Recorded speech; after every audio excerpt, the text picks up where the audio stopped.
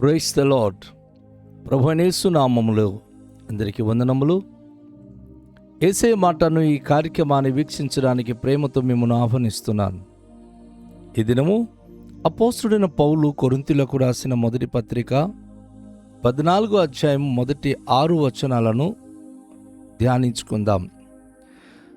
ప్రేమ కలిగి ఉండుటకు ప్రయాసపడుడి, ఆత్మ సంబంధమైన వరములను ఆసక్తితో అపేక్షించుడి. విశేషముగా మీరు ప్రవచన వరము అపేక్షించుడి. ఎందుకనగా భాషతో మాట్లాడువాడు మనుషులతో కాదు, దేవునితో మాట్లాడుచున్నాడు.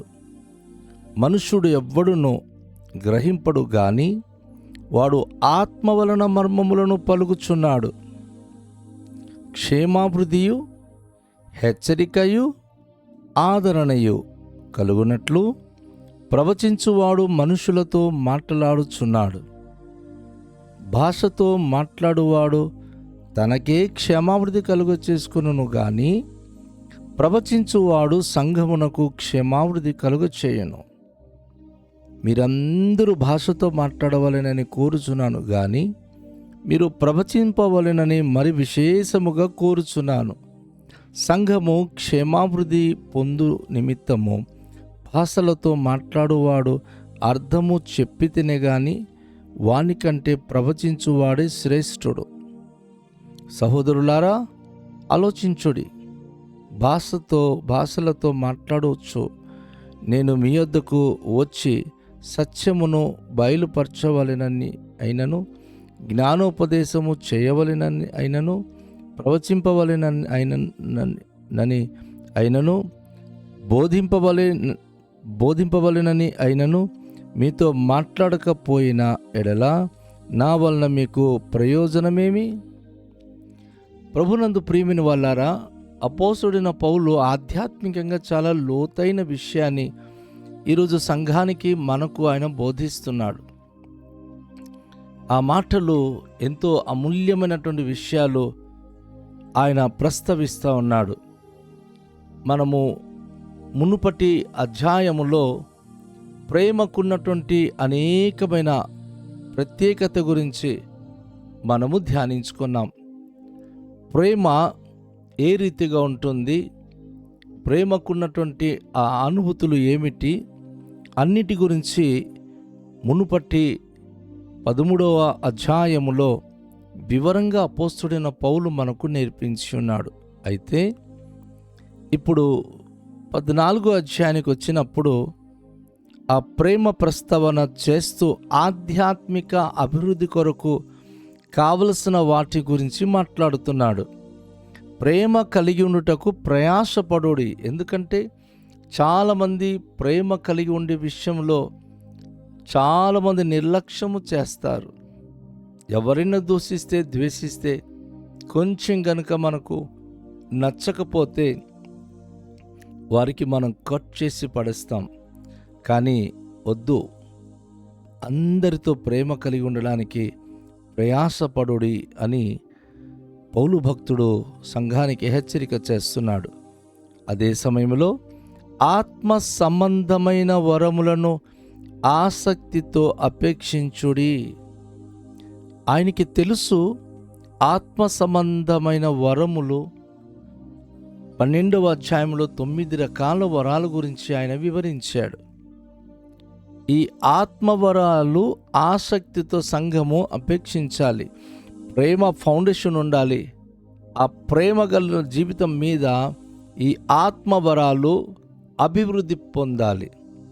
ప్రేమ ఉంటేనే కానీ ఈ ఆధ్యాత్మిక క్షేమాభివృద్ధి అది విశ్వాస జీవితాల్లో అనేక విధాలుగా వారికి అణిచివేస్తుంది.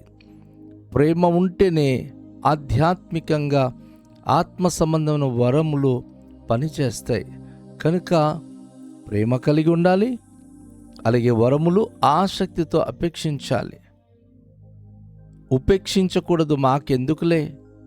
మాకెందుకులే భాషలు, మాకు వరాలు ఎందుకు, మేము ప్రార్థన చేస్తే దేవుడు అన్నీ ఇచ్చేస్తున్నాడు కదా, సరిపోతుంది కదా అనే భావనతో మాట్లాడతారు. అలా మాట్లాడకూడదు.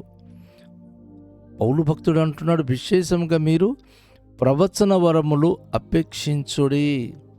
ప్రతి క్రైస్తవ బిడ్డలో ప్రవచన వరం అనేది ద మోస్ట్ ఇంపార్టెంట్ థింగ్స్. చెప్పాలంటే ఆత్మ వరాలలో ప్రవచన వరం అనేది చాలా గొప్ప వరము. ఎందుకంటే జరగబోతున్నటువంటిది చెప్పగలిగే సామర్థ్యత ఈ యొక్క ప్రవచన వరములో ఉంది. యేసు ప్రభువారు కూడా యోహాను సువార్తలో చెప్పారు,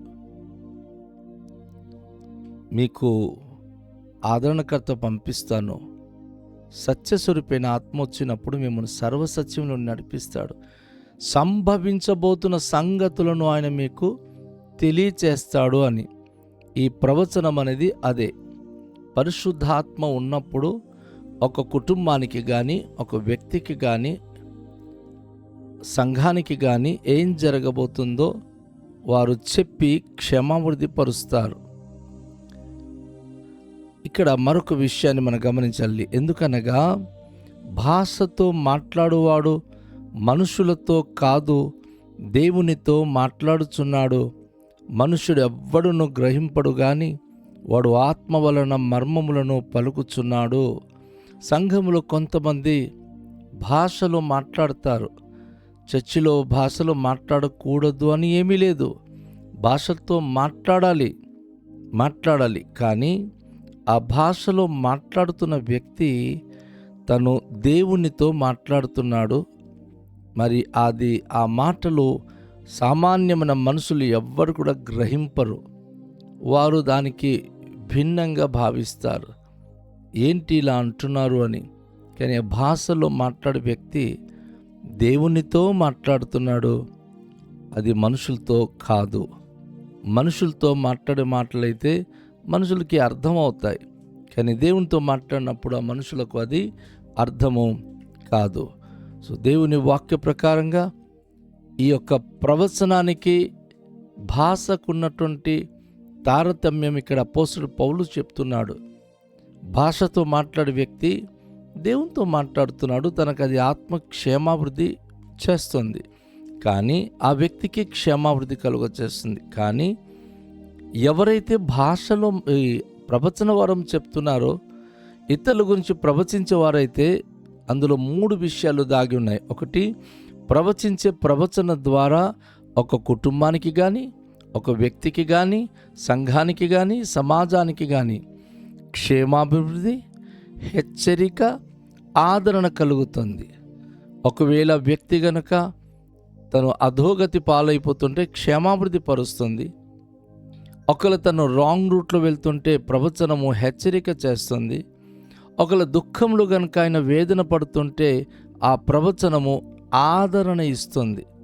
అంటే ఈరోజు ప్రవచనము మనుషులతో మాట్లాడడానికి దేవుడిచ్చిన గొప్ప ఆత్మీయ వరములో ఒక శ్రేష్టమైనదని మనం గ్రహించాలి. భాషతో మాట్లాడువాడు తనకే క్షేమాభివృద్ధి కలుగ చేసుకొనును గాని ప్రవచించువాడు సంఘమునకు క్షేమాభివృద్ధి కలుగ చేయును. ఎవరైతే భాషలో మాట్లాడుతున్నారో అది తనకు క్షేమాభివృద్ధి. ఎందుకంటే తను ఎంతసేపు భాషలో మాట్లాడితే దేవునితో ఆయన మాట్లాడుతున్నాడు కనుక తన ఆత్మ చాలా ధైర్యంతో నిండుతుంది. అది ఏ మనిషికి ఆ భాష అర్థం కాదు. పక్కన కూర్చున్న వాళ్ళు ఏంటమ్మా ఇలా, ఏటి బాబు ఇలా అనుకుంటారు. వారికి అర్థం కాక వాళ్ళు గింజుకుంటుంటారు. కానీ భాషలో మాట్లాడుతున్న వ్యక్తి దేవునితో మాట్లాడుతున్నాడు. దేవునితో ఆ విషయాన్ని ఆయన మాట్లాడుతూ ఉన్నాడు. అయితే ప్రవచించే వ్యక్తి అయితే సంఘానికి క్షేమాభివృద్ధి కలుగ చేస్తున్నాడు.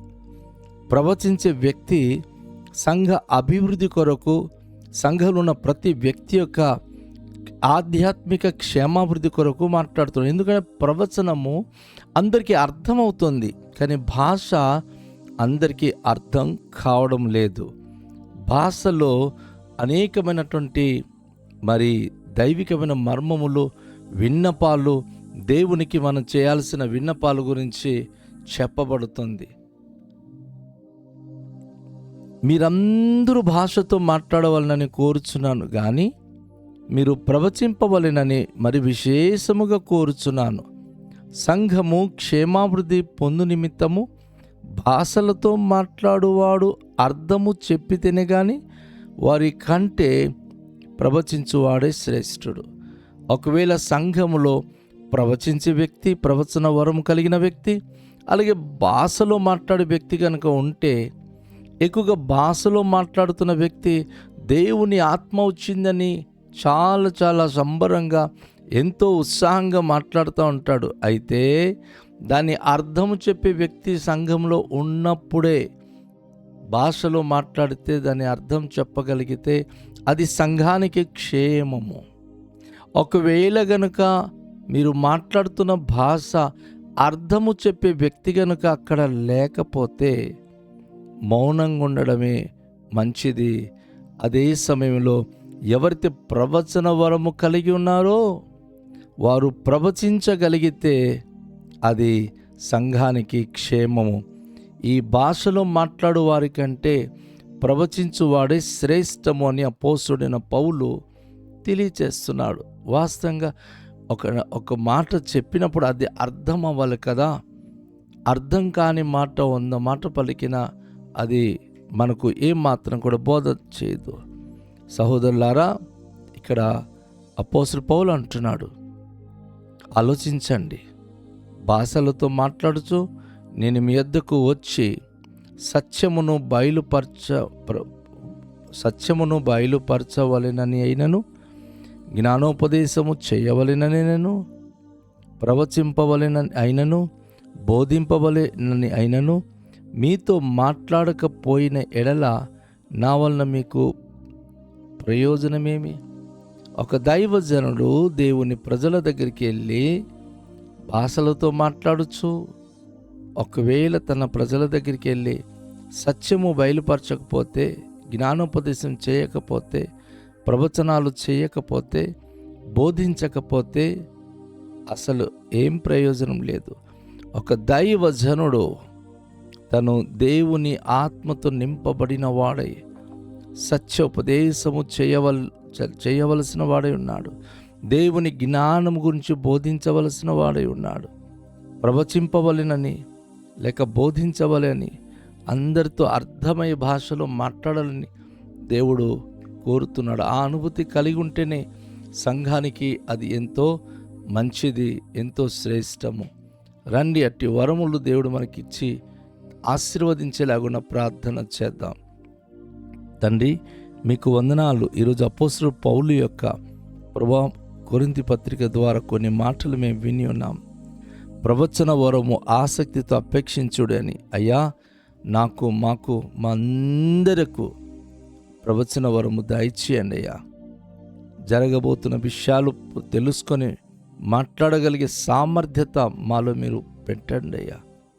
మీ మహిమ కొరికి మమ్మలను వాడుకోనండి. అద్భుత అనుభూతి దయచేయండి. భాషలు మాట్లాడకుడు, అర్థాలు చెప్పుటకును, ముఖ్యంగా ప్రవచన వరము కలిగి ఉండుటకును నాకును, నా సంఘానికి, నా ప్రజలకు, ప్రతి కుటుంబానికి అనుగ్రహించి దైవికంగా అభివృద్ధి పొందే భాగ్యం నిమ్మని యేసు నామములో ప్రార్థిస్తున్నాము తండ్రి, ఆమేన్. అందరికీ షాలోం. ప్రభు మనలను దీవించునుగాక.